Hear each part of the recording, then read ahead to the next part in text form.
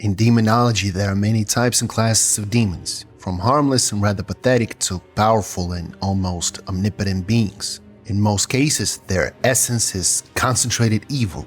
Demons are evil creatures from ancient legends that pose a deadly threat to humans. However, among them, there are those who cannot be clearly attributed to either good or evil. These are succubi, with bodies of beautiful naked women. Their long claws and webbed wings do not prevent them from having unearthly beauty and seducing even the most righteous men. Some call them horrible monsters, devil's messengers, whose company will cost a man several years of his life. Others see them as gorgeous, lustful creatures who will satisfy any desire without demanding anything in return. In the Bestiary of The Witcher and during the adventures of Geralt of Rivia, succubi also appear as quite ambiguous but sentient creatures, reasonable ones. So let us understand the essence of those who are commonly called demons of lust, because this is the old Witcher right here with you. Before we begin, as always, we thank you guys for supporting our patrons, and we encourage you to join the list of these awesome people on Patreon or right here on YouTube. Even a like, a subscription, and a comment would be greatly appreciated. Get yourself some goodies because now we're gonna tell you all about succubi in our usual bestiary format. Mythology. As usual, let us start with the roots of the succubus image and world mythology. Succubi appeared in the myths and legends of our ancestors very long ago. Priests saw them as servants of Satan or even the devil himself in female form.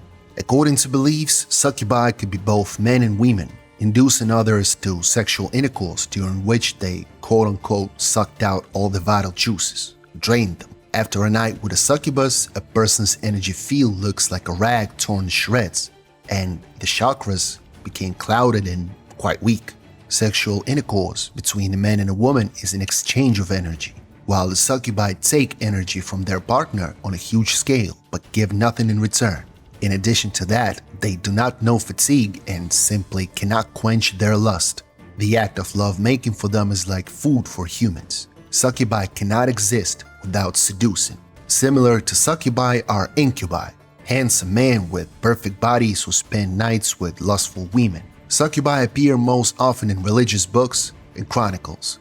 Church people described succubi as women whose beauty was so unearthly that no man can resist her. Not an ordinary man, not even a clergyman. Especially often, succubi appeared to young priests and monks who, after several years of abstinence from sexual activity, began to have doubts about their faith in God. The body of the demoness is perfect and can compare to no living woman because even a monk cannot resist the succubus and cannot get rid of her image in his head and the lustful dreams she sends.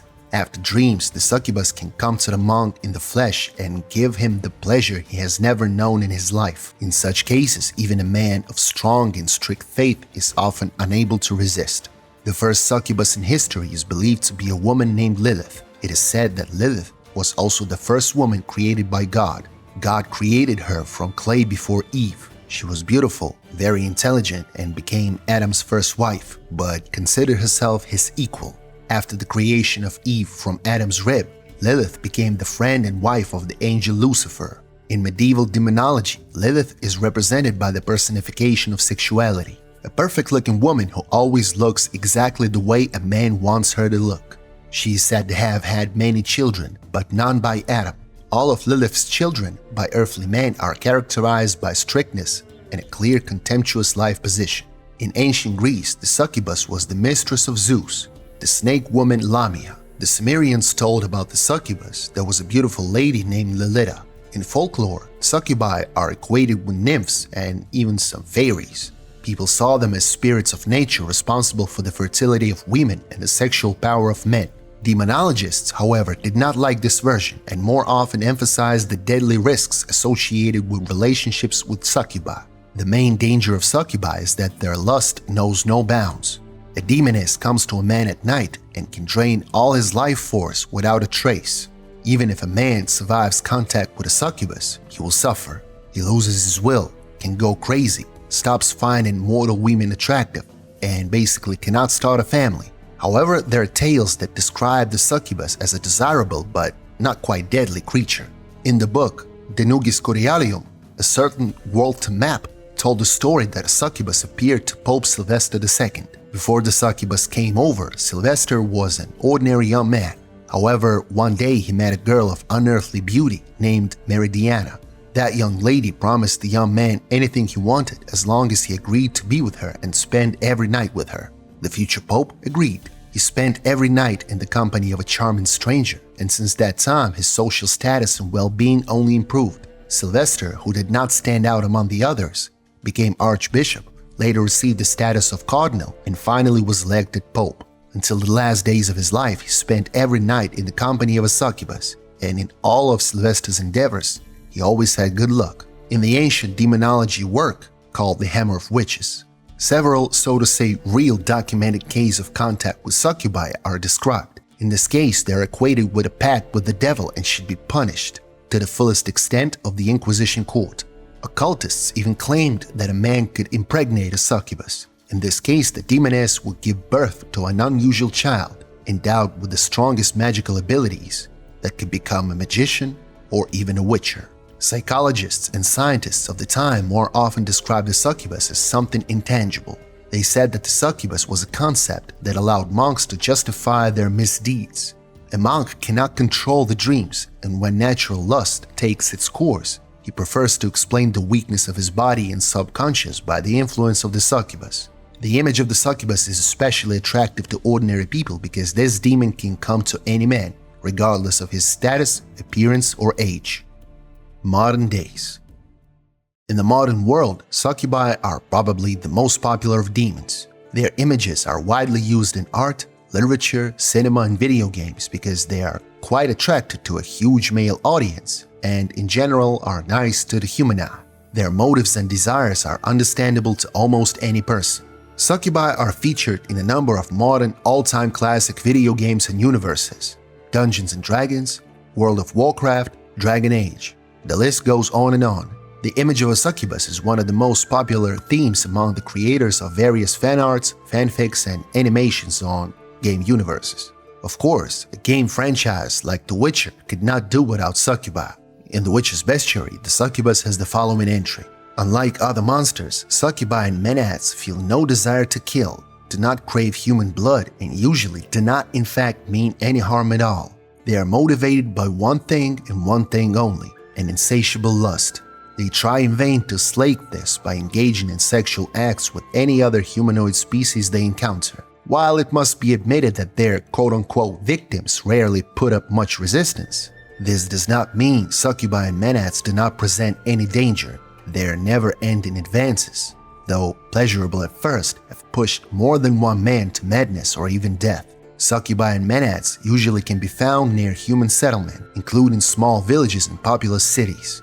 They prowl at night, though when stricken by serious need, they will leave their lairs during the day as well. They shower their affections on men as well as women, the young as well as the old, the ugly as well as the beautiful. Some of them are particularly fond of pastors and other holy men, whose seduction they treat as a sort of game.